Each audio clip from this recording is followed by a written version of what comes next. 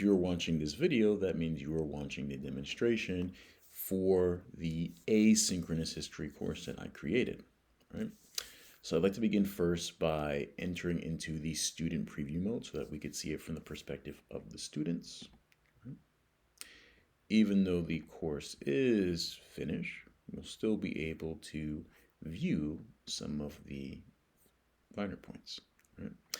So we're going to click on the course content and modules folder tab. And as we can see, the course is divided into 8 module folders with one for the syllabus, because this is a condensed course, right? Sort of 8 weeks, the halfway point, half of the semester, right? And so what I like to do first is for us to go into the module 1, the first folder, after the students having consulted the one with the syllabus, rubrics, and assignments. And I'd like to turn our attention first to the layout of the top part of the page, where you have the sort of the topics, what it is that they'll be covering, and also a focus on a reminder for the students for the learning objectives, right? What they'll be able to complete with this module, right? This was something that had come up in a previous version of this course to correct, particularly for this, explaining what's a primary source, illustrating an understanding of the difference between primary and secondary sources, and demonstrating an understanding of context as a principle of historical thinking, right? Sort of parts for the larger learning objectives of this course. And then also a sense of activities that they'll be completing as each assignment builds on the next. And as we scroll our way down, right, you'll see that there is a discussion board post for questions, right, to facilitate students to be able to get answers quickly, not only from the instructor, but also from their classmates. This is something that students did end up using, they found very useful. And then as you'll see, as we scroll our way down, we have the introduction to the lecture, right, which will generally not only introduce the content that will be covered, but also any announcements. All right, so students see that first, or would see that first, before accessing the rest of the material. All right. And so what I'd like to do is click first on the content folder, right? All the folders sort of labeled based on what the students will encounter. All right, so we'll click on the Lecture 1 content folder first. Right. So students will have the transcripts for the lectures, both as a Word document and a PDF, right? Accessibility. And then you have each part of the lecture, right, divided into 3 parts to get the video down to no more, well, except for part 3, around about the 10-minute mark, but no more than 15 minutes, right? Sort of tops. And each lecture folder is organized in this format, where you have the lecture transcripts and the different parts of the lecture, right? So I want to go back and turn our attention to the folder that says secondary sources, right? And so what you'll find, I mean, in this scenario, there are a bit more YouTube videos, but generally students will find a video or two along with the textbook reading, right? The readings for this course happen to be open resource, right? Open educational resource, and then a quiz as well. That generally will be to test on the material that they read. In this case, this quiz functions as a evaluation that asks students the questions such as sort of background, profile, that kind of information, expectations for the course, and also questions about how much time they plan on devoting to this course. Something that's also addressed in the syllabus so that students understand the expectations for how much time this course should take versus their expectations for how much time that they will dedicate. Right?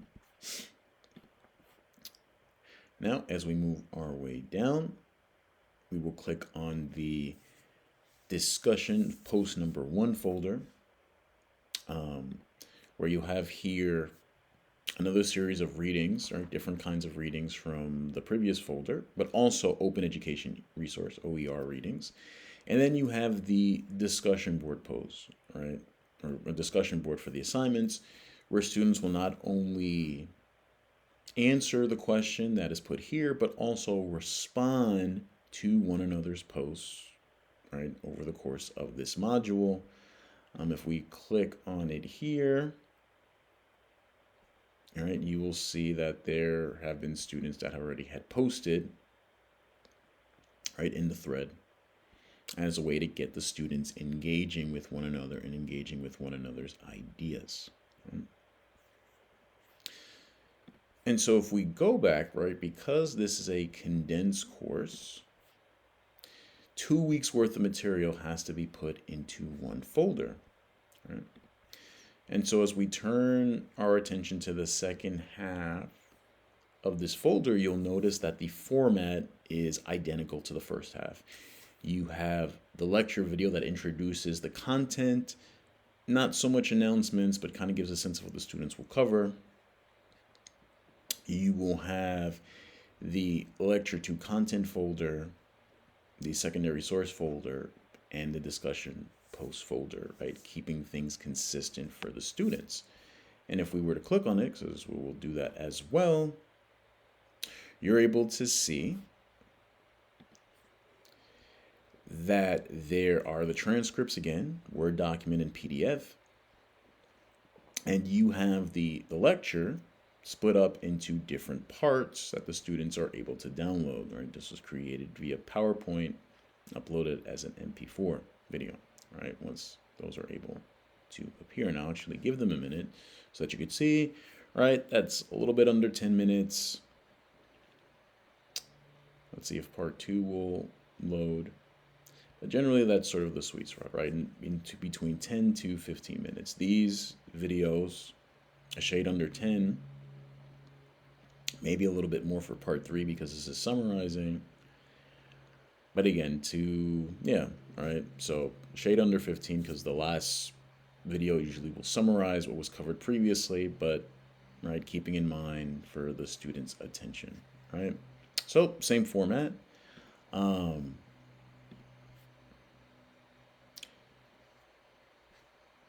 And if we click on, the secondary source, right? So you have one video, directions for the reading. Again, this is right, OER, Open Education Resource, and then a quiz on the content.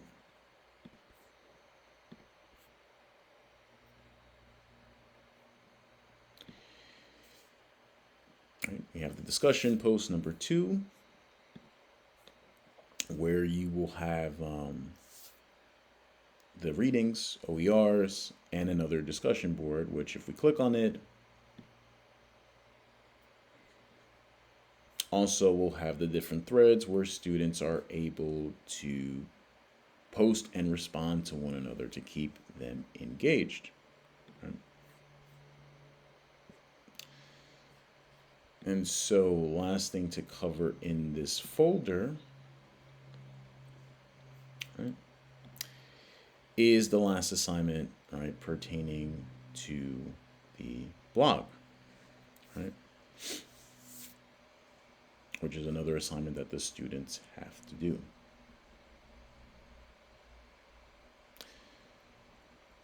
All right, and other than that, right, and for the most part, all of the folders are organized in this style where you have the learning objectives, the content that will be covered, the organization of 3 folders.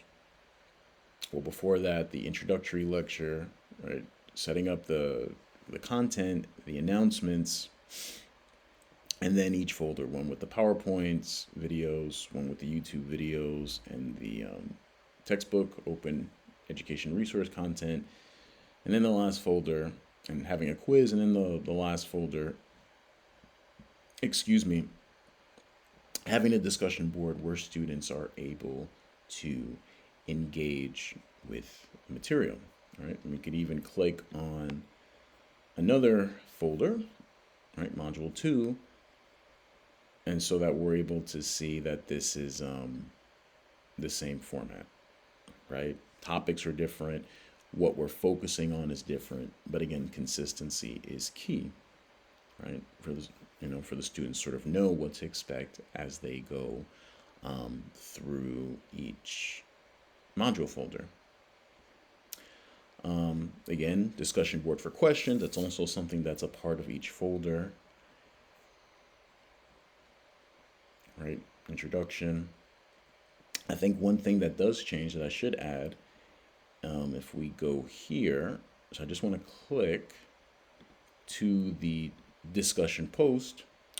One thing that is different, all right, with these assignments are the kinds of questions that are asked, right? Not just for variety purposes, but also to hit on different aspects of a particular learning outcome, right, on historical thinking for this course. And so that's a way that kind of adds variety to the students. And it also happens to be the assignment that the students respond and engage with one another in this course, right, to kind of create that community classroom feel. Right?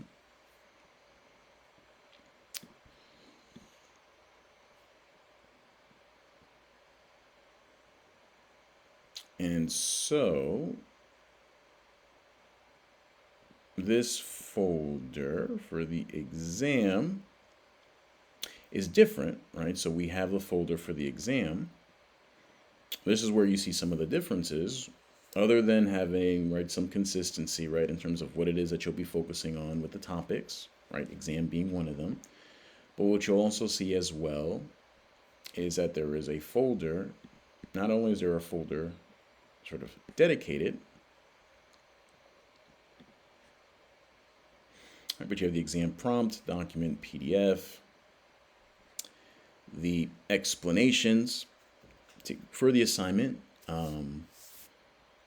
broken up into different parts as well. You can see them sort of loading here.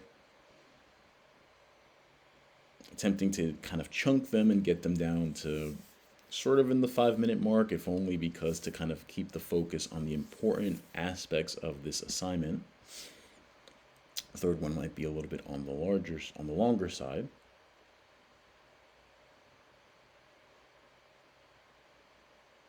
All right. But what you'll also see here,